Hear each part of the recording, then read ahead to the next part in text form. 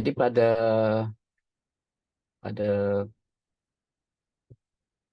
minggu ini saya akan kongsikan sedikit tentang menyemak kepahaman, menyemak kepahaman, ataupun dalam bahasa Inggeris dipanggil sebagai check for understanding. Okay? Sebab nanti kalau bila cikgu wanita dan juga cikgu Darna Lecumi, dia nak bincang mungkin dalam perkongsian nanti, kalau berdasarkan sinopsis yang saya baca, dari isu tentang anak-anak, dia gunakan istilah galus, gagal dan lulus. Cikgu betul ke? Gagal dan lulus, galus tu. Betul doktor. Galus, Okey. gagal campur lulus. Saya agak-agak lokok galus tu kan, sebab tak ada istilah bahasa dalam galus, tapi saya fikir mungkin ada kaitan dengan gagal dan lulus. Sebenarnya dalam pembelajaran ini tidak ada yang gagal, kan? Ya. Kalau kita tengok pembelajaran berlaku, bila pembelajaran bermakna itu berlaku, sebenarnya kualiti kemanusiaan itu akan dapat kita mantapkan. Sebab ada isu tentang bagaimana anak-anak terlupa, kan, tak faham dan sebagainya.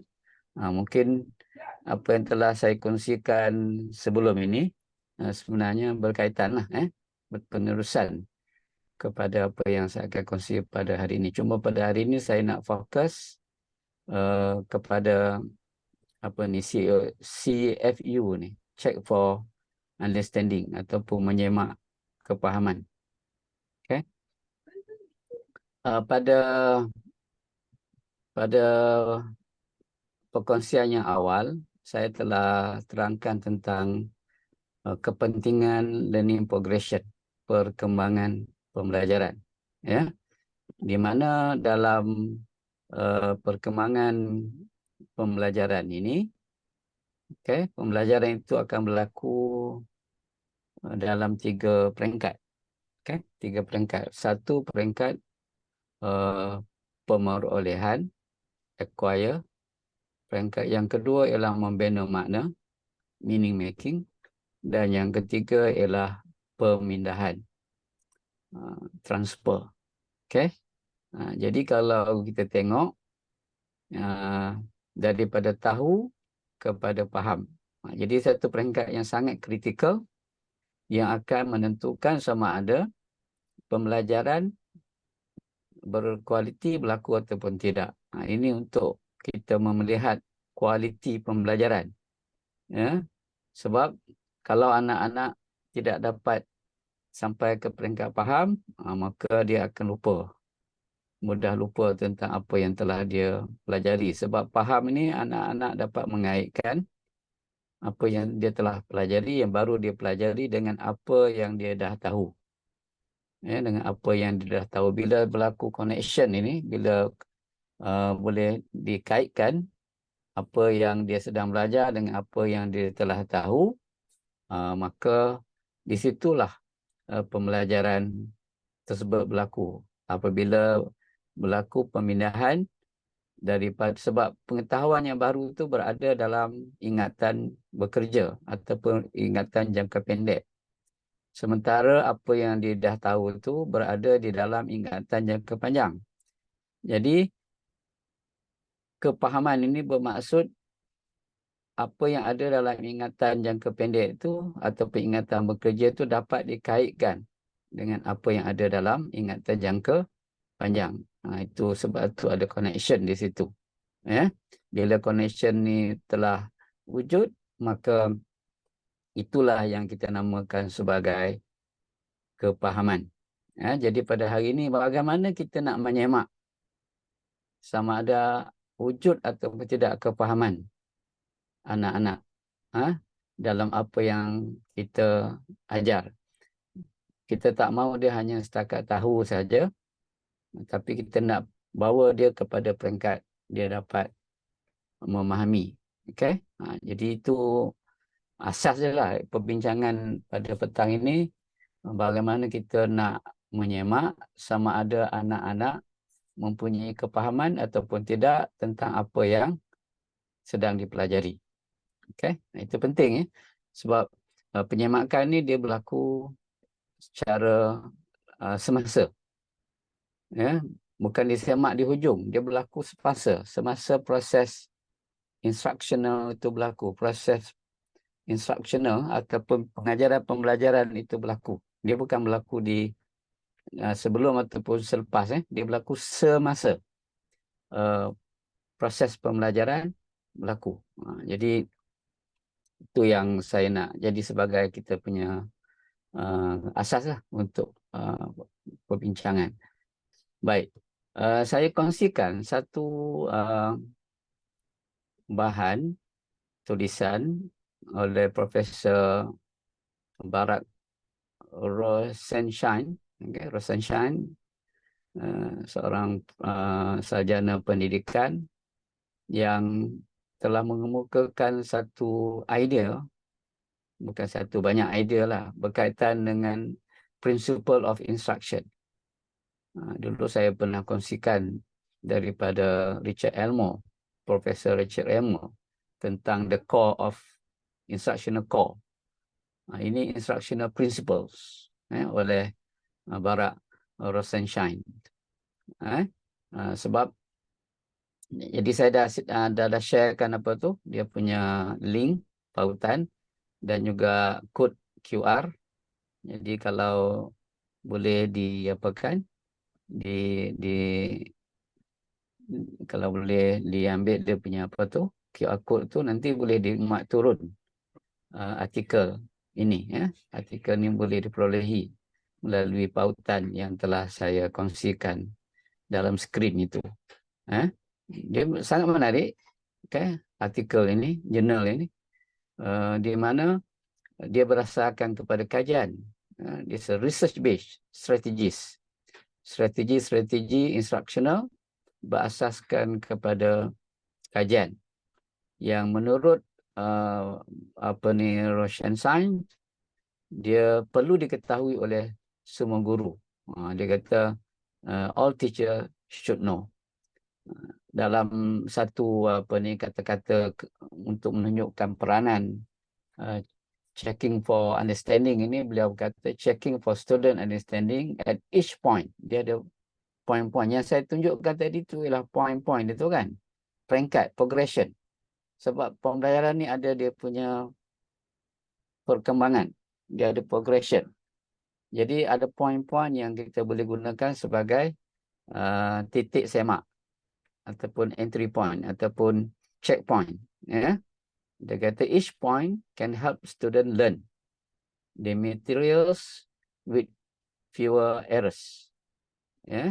Kalau tidak kita semak kepahaman itu, takut nanti dia tak memahami, ataupun kalau dia faham pun dia salah faham apa yang patut mereka pelajari. Ini di antara fungsi penting menyemak kepahaman ini. Menyemak kepahaman murid semasa proses pembelajaran berlaku. Jadi saya harap nanti cikgu-cikgu semua boleh mak turun dan boleh baca lebih lanjut lah. Saya hanya petik beberapa perkara yang penting yang terkandung dalam artikel ini. Okey.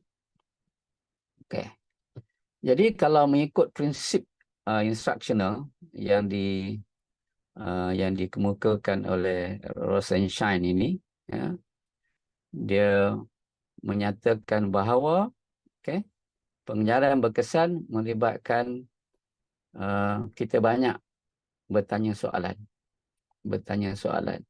questioning, dan juga kita menyemak respon yang diberikan oleh murid ataupun pelajar. Jadi daripada soalan itu kita boleh tengok sama ada anak-anak itu faham ataupun tidak. Jadi kemahiran untuk kita mengemukakan soalan-soalan yang berkenaan sangat penting.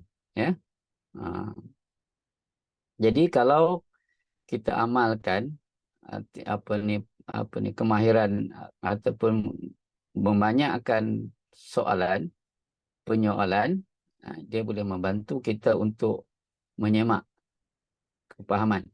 Sebab akhirnya nanti kita nak tahu sama ada apa yang sedang dipelajari, maklumat baru yang sedang dipelajari dapat dihubungkan dengan pengetahuan sedia ada mereka. Jadi apa yang saya sebut tadi itu, yang saya terangkan di awal tadi, menghubungkan apa yang sedang dipelajari dengan apa yang mereka sudah tahu.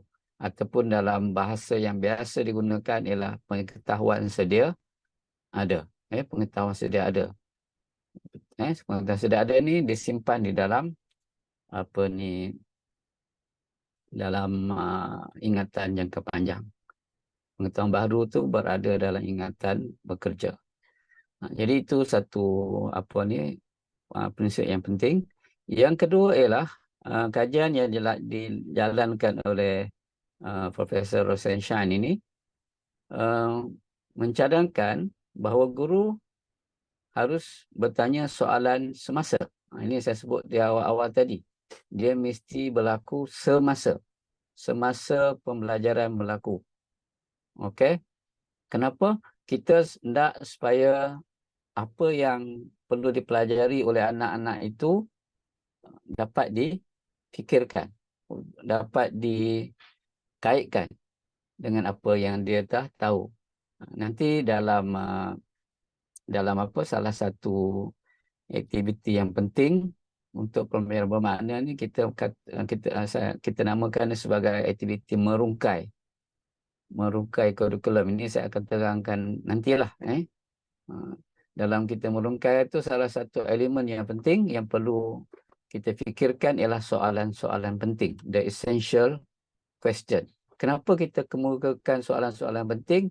Sebab kita nak anak-anak sampai ke peringkat dia dapat melihat hubungan apa yang dia tahu dengan apa yang dia sedang belajar. Itu fungsi essential questions ataupun soalan penting. Sebab itu ketika merungkai standard ataupun merungkai kurikulum, kita akan membantu guru-guru untuk menyediakan soalan-soalan penting. Sebab soalan-soalan penting inilah nanti yang dapat membantu anak-anak mengaitkan apa yang dia sedang belajar dengan apa yang mereka sudah tahu. Okey. Dan satu lagi, jangan tinggalkan jawapan anak-anak tu, jawapan murid kita itu begitu sahaja, tapi kita mesti kongsikan. Kongsikan dengan rakan-rakan yang lain. Okey. Dia boleh banyak cara lah kan. Dia sama ada dia dalam bentuk lisan, dalam bentuk tulisan merespon, ataupun dalam bentuk dia bersetuju je ataupun tidak. Ini bergantung kepada kesesuaian mata pelajaran ataupun kandungan yang sedang kita kongsikan dengan anak-anak. Ini dua poin yang penting, banyak lagi sebenarnya, tapi hari ini saya nak fokus pada dua perkara ni lah, sebagai asas untuk kita memahami apakah prinsip instructional yang dikemukakan oleh Profesor Rosenshine ini. Dia tak lagi daripada apa yang telah kita bincangkan sebelum ini. Ini adalah merupakan kaedah ataupun strategi yang boleh cikgu-cikgu aplikasikan, boleh diamalkan terus dalam proses instructional.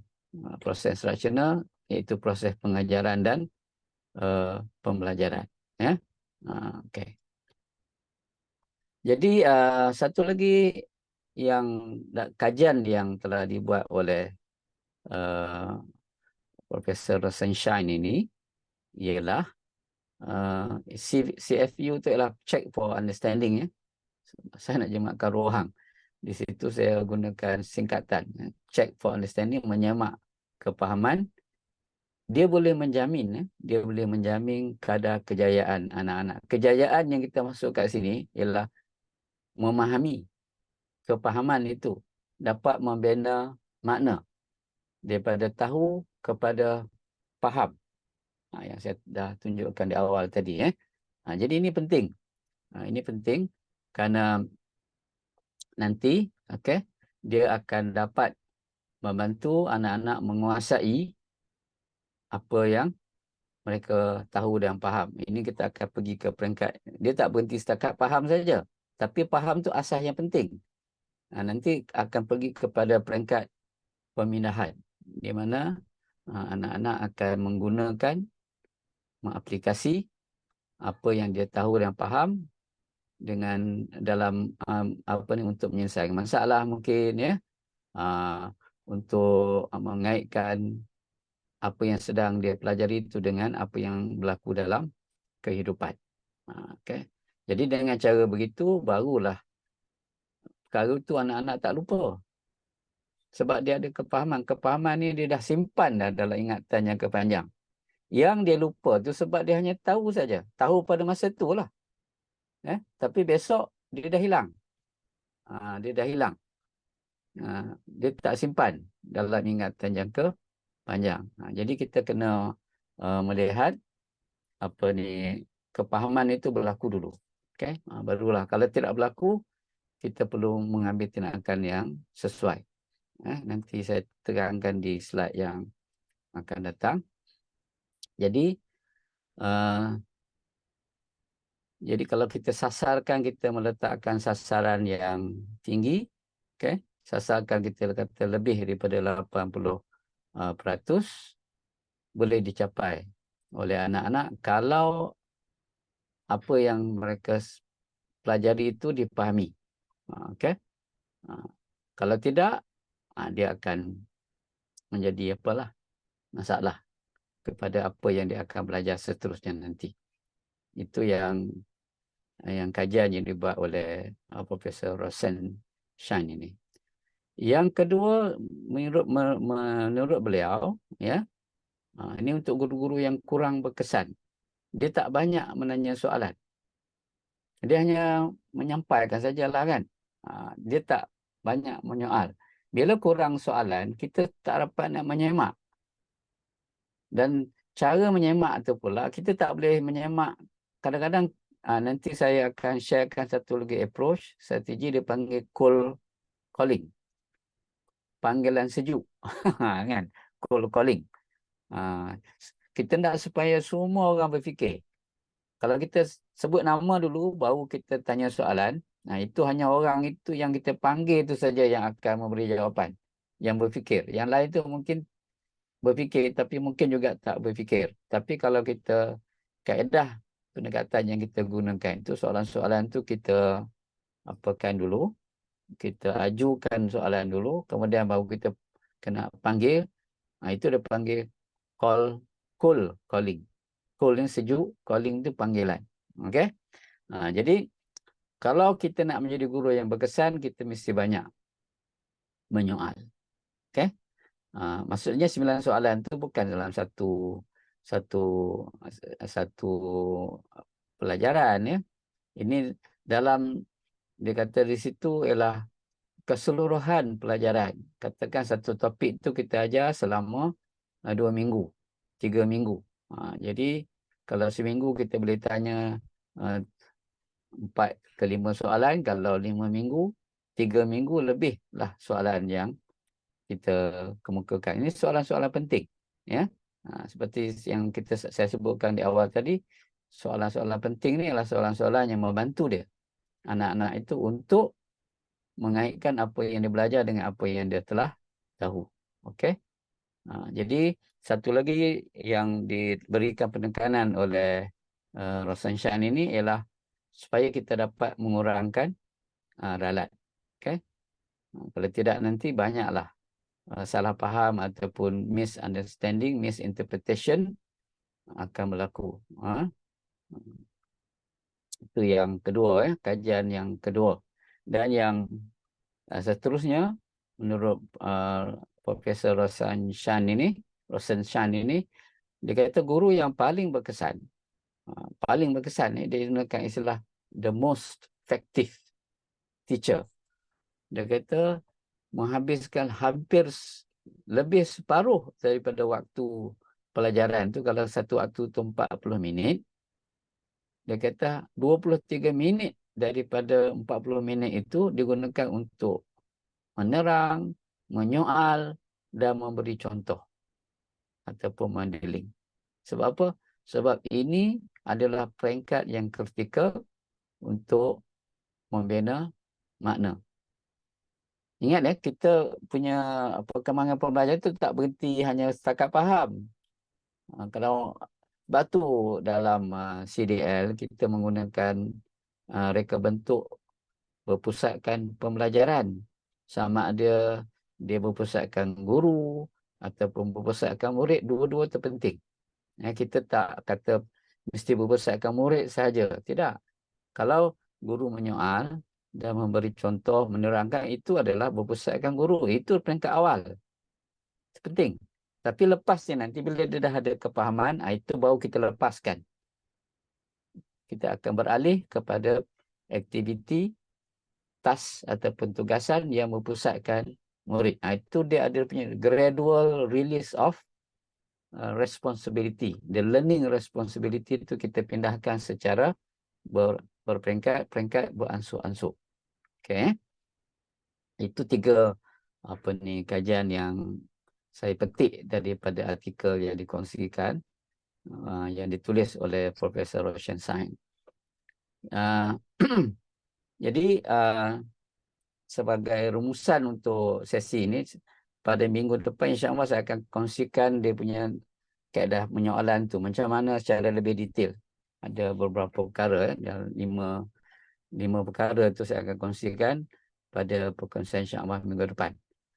Jadi minggu ni setakat itulah ya. Tapi ini adalah merupakan rumusan ya. Pertama, semakan kepahaman itu adalah merupakan satu aspek asas untuk instructional yang berkesan. Bila saya sebut instructional, dalam itu ada pengajaran dan ada juga pembelajaran. Okay?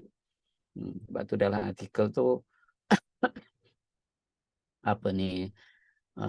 Profesor Rosenshine menggunakan istilah the instructional principles of instruction. Yang kedua, cikgu secara istiqamah ataupun secara konsisten perlu mencari dan mengenal pasti apa yang murid tahu. Iaitu apa yang murid tahu tentang itu pengetahuan. Sama ada dia menguasai pengetahuan itu ataupun tidak. Dia tahu tak? Sebab kita nak dia pindahkan nanti apa yang dia tahu itu kepada faham. Sebab dalam DSKP, dalam standard pembelajaran tu ada 2 je perkara. Yang pertama, pengetahuan. Kedua, kemahiran. Okey. Pengetahuan apa yang murid perlu tahu. Kemahiran ialah apa yang murid dapat buat ataupun dapat lakukan. Yang ketiga, bila kita menyemak kepahaman itu, okey, dia adalah satu cara untuk guru dapat membuat penyesuaian. Kita boleh buat adjustment jajaran terhadap kaedah yang kita guna ataupun aktiviti yang kita sediakan, yang kita reka bentukkan untuk pengalaman pembelajaran anak-anak itu kita boleh ubah suai. Dan kemampuan ini penting. Okey. Sebab kalau kita teruskan juga aktiviti itu, jadi masa yang digunakan tu mungkin tidak begitu produktif.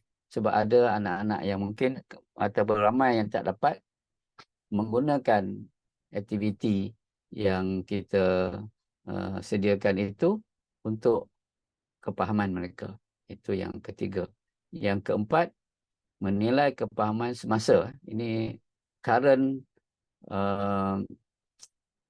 understanding yang semasa tu.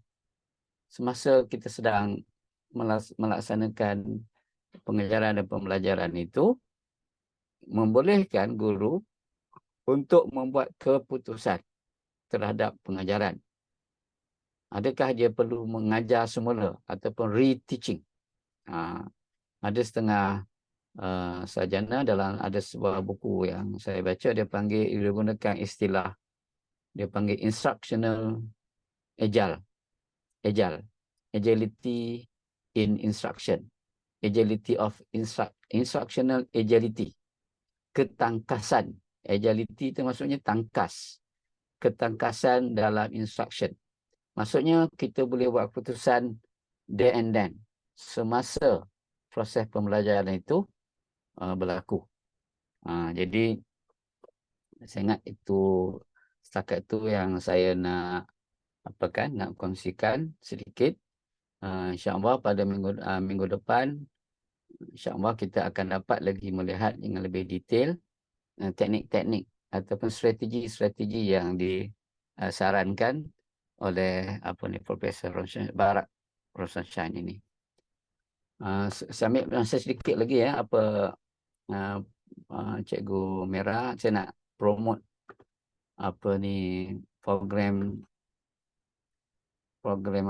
program bimbingan instruksional. Okey. Program bimbingan instruksional ni adalah satu program. Kejap nanti saya akan saya akan sharekan poster ni dalam chat. Jadi cikgu-cikgu boleh download dan boleh kongsikan dengan rakan-rakan yang lain yang mungkin tidak berkesempatan pada petang ini. Program ni adalah satu program di mana kita akan melatih pembimbing instruksional coaches. Mungkin ada dalam kalangan cikgu-cikgu yang berminat untuk menjadi pembimbing instruksional. Dia tak kira cikgu baru ke, cikgu lama ke, tak ada masalah. Sebab kajian menunjukkan cikgu yang expert ini, expert teacher, dia tak bergantung sangat dengan pengalaman. Banyak kepada dia punya pengetahuan dan kemahiran dia, bukan pengalaman sangat. Ya, kadang-kadang pengalaman itu pun membantu, tapi yang lebih penting ialah kita punya pengetahuan dan kemahiran. Jadi dalam program ini, kalau cikgu-cikgu, kita dah mula sesi pengenalan pada minggu lepas, pada minggu lepas 31 Oktober yang lepas. Nanti ada rakaman, jadi cikgu boleh ikuti rakaman berkenaan untuk mengikuti perkongsian sesi pertama. InsyaAllah sesi yang kedua ni kita akan adakan 2 kali je sesi pengenalan. 2 kali saja. Bila saya buat tanda peace ni, dia keluar belon. Okay, itu AI. Jadi 2 kali pengenalan untuk memberikan gambaran kepada cikgu-cikgu tentang dia kata AI component is on. Okay. Jadi sekarang ni dalam Zoom ni sudah ada AI. Dia panggil AI companion, rakan AI. Sebab tu kalau kita nak guna nanti, kita boleh guna.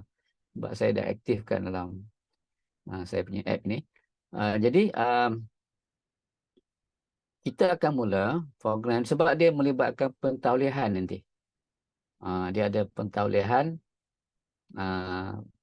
daripada CDL, daripada CDL yang telah akan insya-Allah lah diiktiraf oleh kementerian. Dia akan ada pentaulihan dan ada aktiviti amali selain daripada teori. Maksudnya cikgu-cikgu kena pergi ke peserta, kena buat bimbingan lah ke sekolah. Nanti dalam tempoh-tempoh dan aktiviti-aktiviti tugasan-tugasan yang kita akan kongsikan nanti. Jadi pada minggu depan kita banyak fokus kepada kitaran bimbingan dan juga pentauliahan. Bagaimana pentauliahan itu dilakukan. Jadi kalau cikgu ikut nanti, mulai Januari depan kita akan mula program ini secara berterusan mulai Januari 2024. Jadi nanti boleh untuk mendaftar boleh klik pada pautan dan scan pada QR code itu.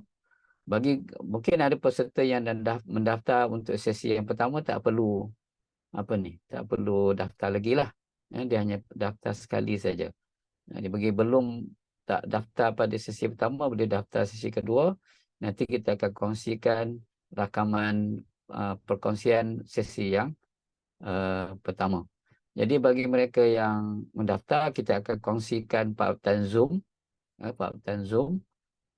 sesi perkongsian tersebut. Jangan lupa ya, sesi kita pada hari Selasa, insya-Allah 7 November, pada jam 3 hingga 4 petang, 4:30 macam ni lah. Macam sesi kita pada hari ini. Jadi nanti kita akan kongsikan maklumat-maklumat yang berkaitan dengan program bimbingan instruksional. Kita ada 2 jenis peserta nanti. Satu peserta yang pasif, satu lagi peserta yang aktif. Peserta yang aktif ni maksudnya peserta yang mengikuti pentauliahan.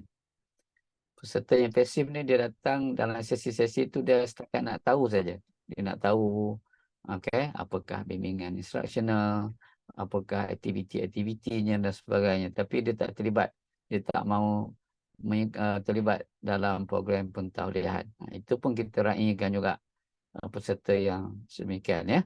Jadi saya ingat setakat itu dulu perkongsian saya pada petang ini. Terima kasih di atas perhatian cikgu-cikgu semua. Jadi saya serahkan kepada Cikgu Mira untuk meneruskan sesi perkongsian pada petang ini. Sila.